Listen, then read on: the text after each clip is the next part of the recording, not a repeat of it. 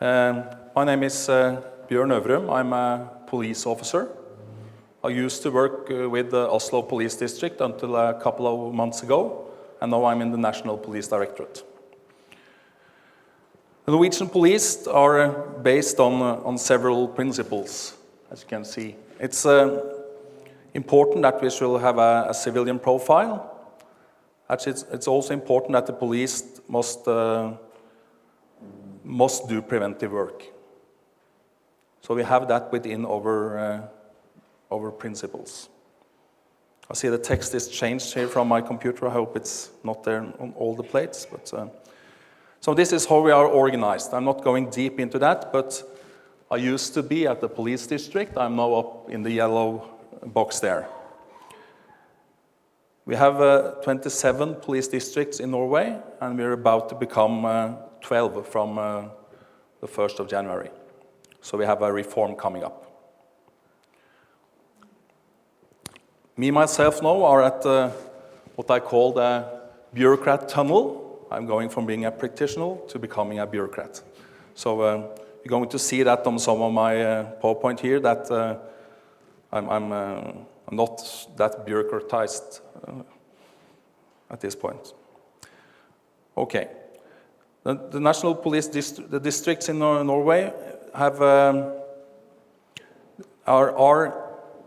they are doing the work. The police directorate, we are just seeing to that they are doing what they're supposed to do.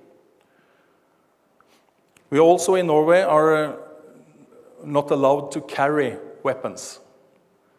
So we are doing the police work unarmed until a year ago. Because of these terror threats all across Europe now, we are now carrying weapons temporarily.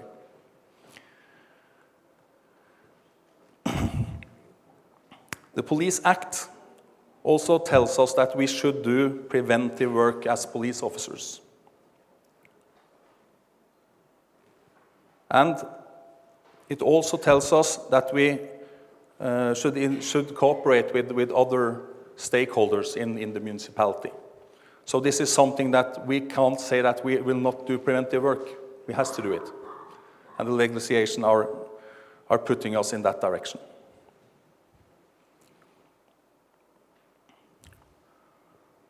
So I think in Norway we strongly believe in early intervention. We are not very far downstream here, waiting for the criminals to come down this river and taking them out of the river when they are really wet and really getting criminalized. So we try to move up the river and see what is making them fall into the river. For that's where we can do real preventive work, if we can do an early intervention.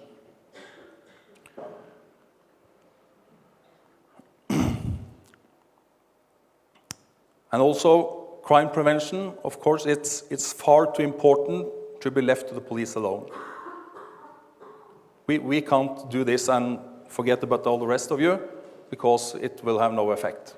So we need to cooperate with within the municipality and within the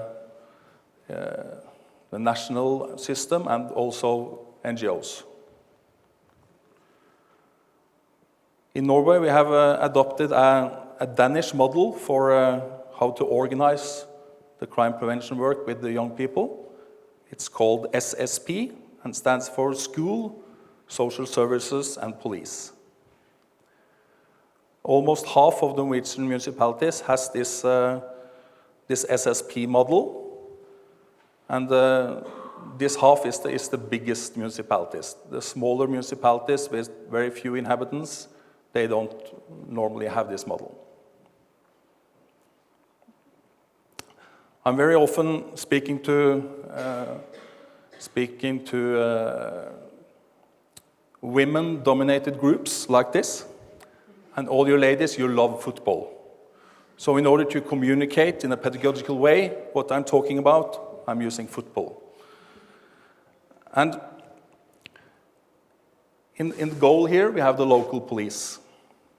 And in front of us, when we are doing preventive work against young people, targeting young people, we have the parents. And of course, the parents are the captain of this team, because they are in charge of the young person's life until they are 18 years old.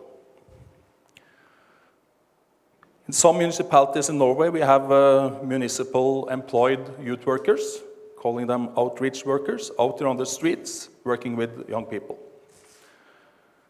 They are on the midfield here. And up in, as strikers, we have the school, because the school, they reach everyone. Everyone under the age of 18 should be in school.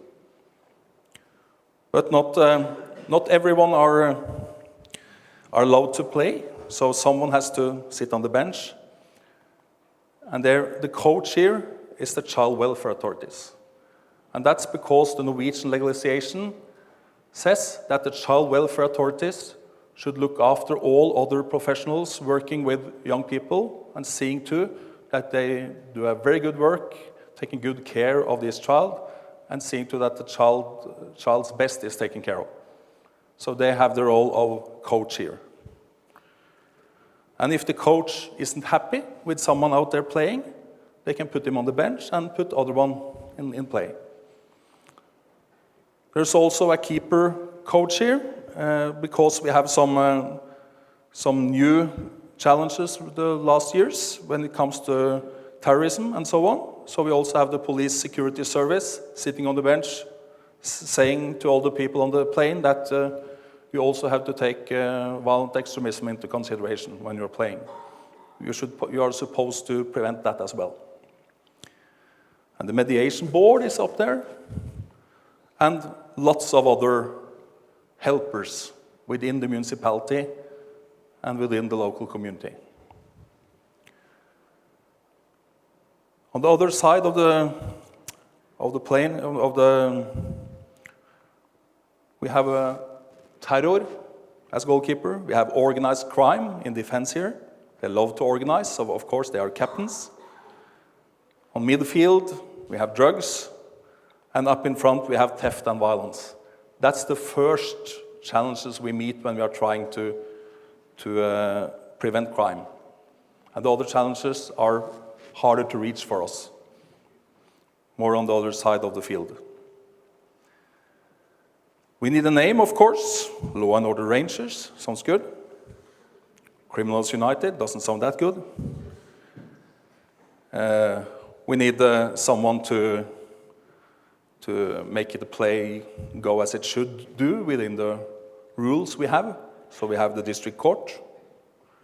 We also have the prosecutor waving a flag if something isn't good.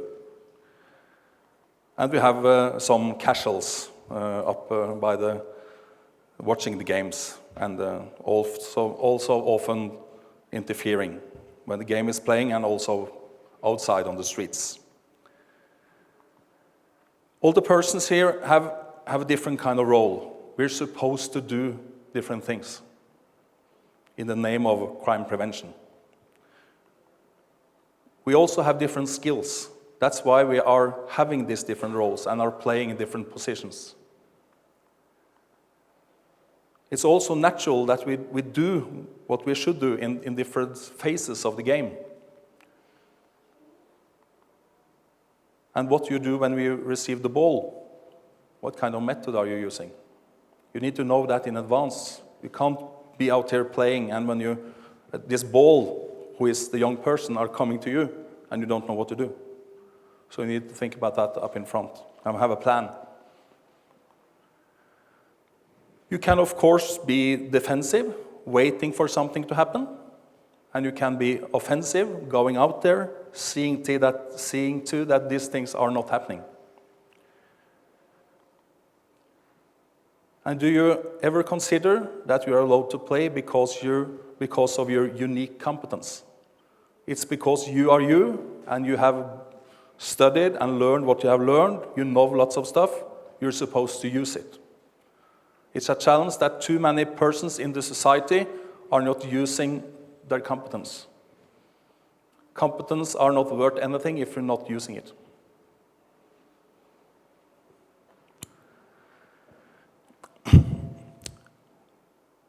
There are, of course, persons watching what's going on this football field.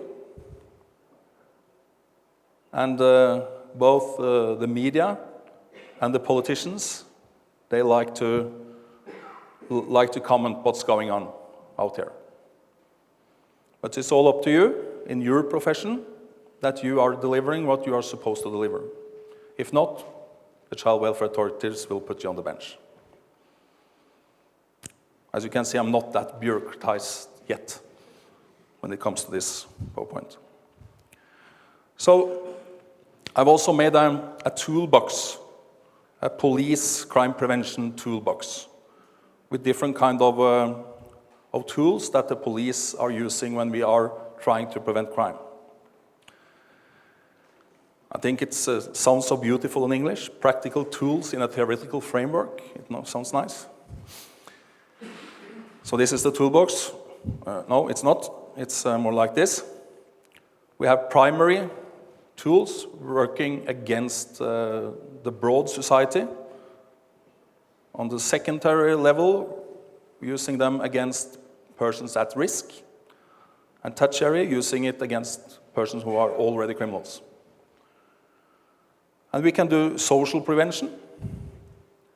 We can do community-based prevention, situational prevention, and also restorative justice.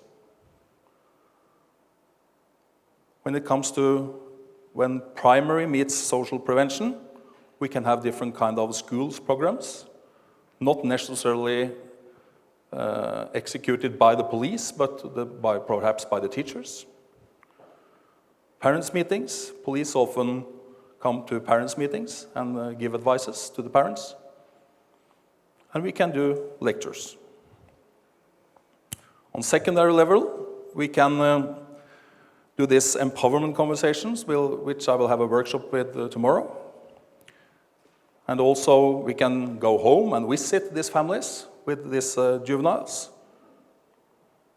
We can have a safety program. That's also something I will say more about tomorrow. And we can have a follow-up conversation with repeated offenders. And we go down to community-based prevention. We have this SSP model as a way of organizing this work in the municipalities. We have also crime prevention councils on a higher level, which means that the head of the municipality are meeting the local leaders in the police at least a couple of times every year, discussing how are we going to do good prevention work together. We also have youth clubs. The police are visiting youth clubs, playing some pool or some table tennis perhaps, and trying to be a part of the normal picture at youth clubs, so that the youths don't look upon the police as the enemy, but some persons that it's okay to talk to. So it's important for the police to meet and chat with young people in situation when there hasn't been something happening just in front. Because if we always come when something bad has happened, we will always be kind of angry and concentrated, and it's better than they see us smiling also. It's better to build relations then. We're also having a close cooperation with religious communities, both to help them because they are afraid now that they might be attacked.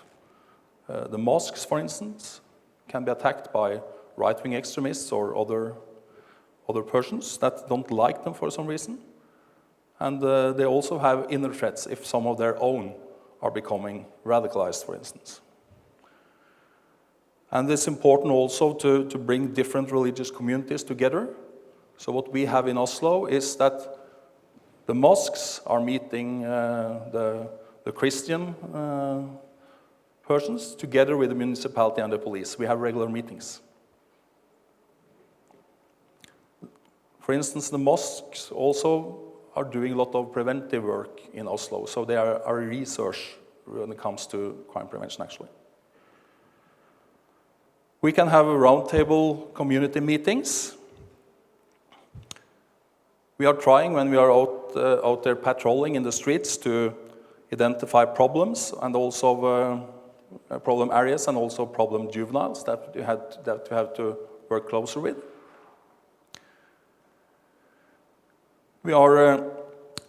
trying to prevent riots.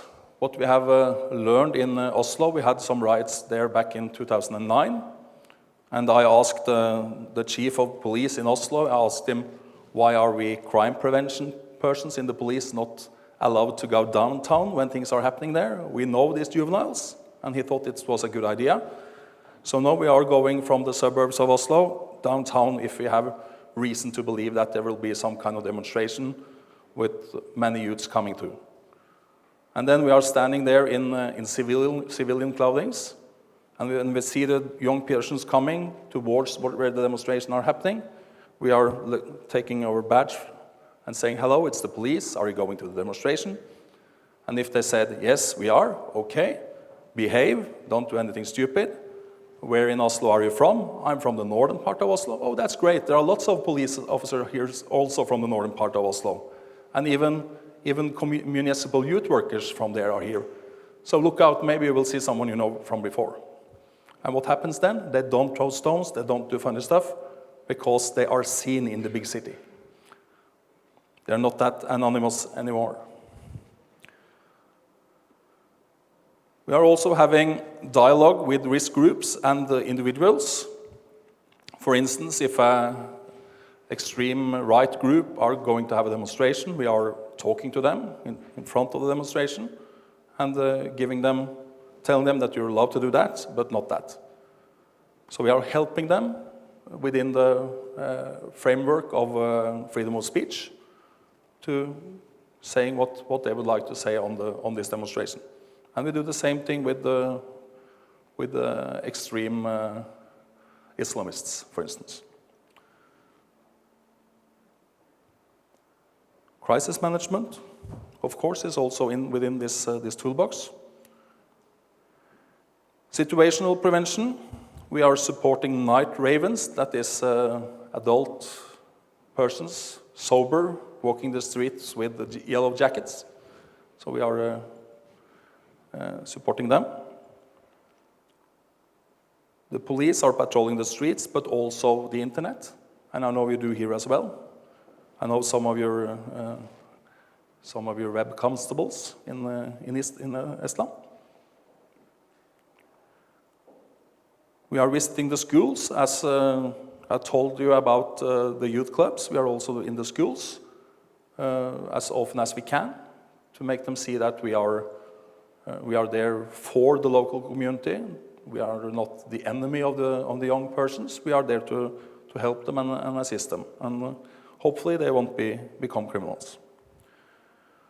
Urban planning are also important, that the municipality especially are taking into consideration crime prevention when they are doing urban planning, so that we don't get ghettos, for instance.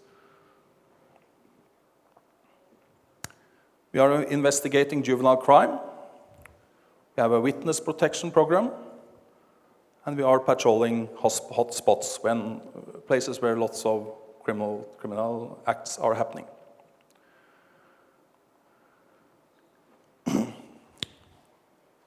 When it comes to restorative justice, we have school mediation. The police are not a part of that actually, but we are supporting it. The schools are having mediation programs within the school system. We are having conflict management. We do that all the time in the police service, from talking to people and to, at the end of it, shooting people.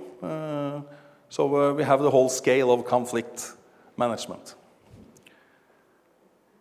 There's also a project in Norway called Street Mediation, which are run by the Norwegian Red Cross. And they are taking risk youth and actually learning them how to do mediation. It's a 3-step model. On the first step, they are learning how to deal with their own conflict. The second step, they are learning how to deal with other person's conflict. And then on the third step, you can become an instructor and learn other people how to deal with conflicts. And down in the right corner, we have tailored reactions when persons have done crime. And we have heard about that earlier today. And also this, my name is Juvenile Probation Team, and it's what Anne-Britta just told you about these different kind of things we do within the mediation board system when young persons have done crime. If this isn't enough, we can always do what we call problem-oriented policing, which is a method from California that often are linked to some kind of project. So if we don't have sufficient tools in our toolbox or that the tools are not good enough, we need to think outside our toolbox in order to address the problem. Building confidence is important. If we are not building confidence, witnesses won't come to the police when they have a story to tell us. So whatever we do, we need to act professional so that people rely upon us. If the society don't rely upon the police, well, it's very difficult for us to do our work, and especially to do our prevention work, because that's based on good relations between the police and the local community.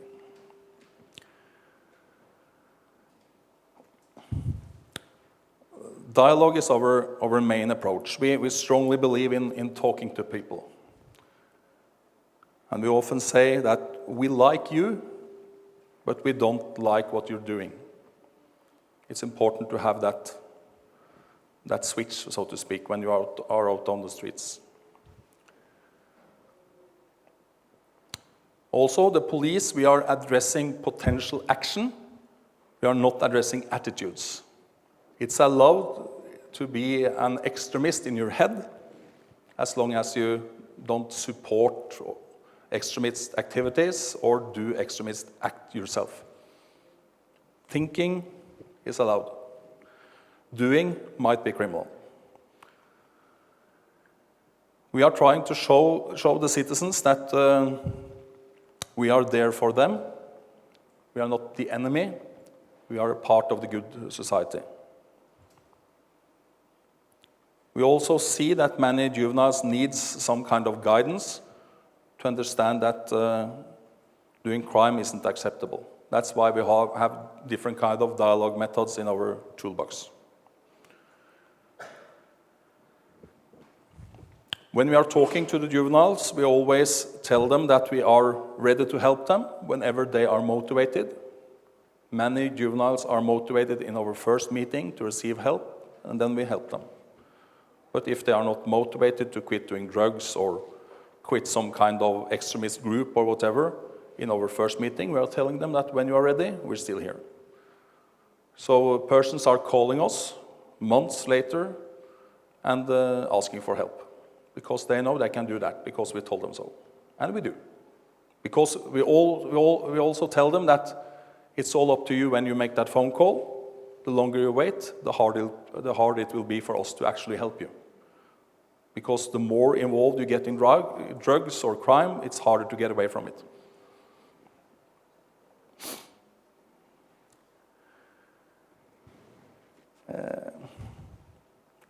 It all actually comes down to relation. It's very important to get a relation with the young person if you're trying to help them.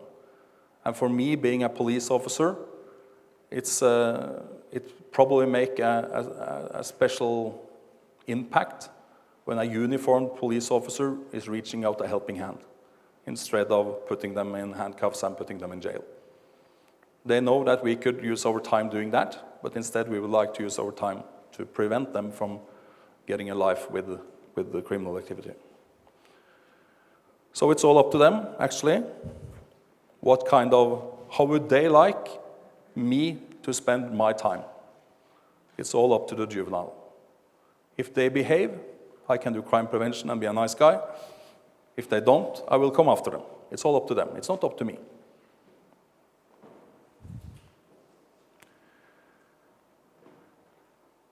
Yeah, I think that's about it for today.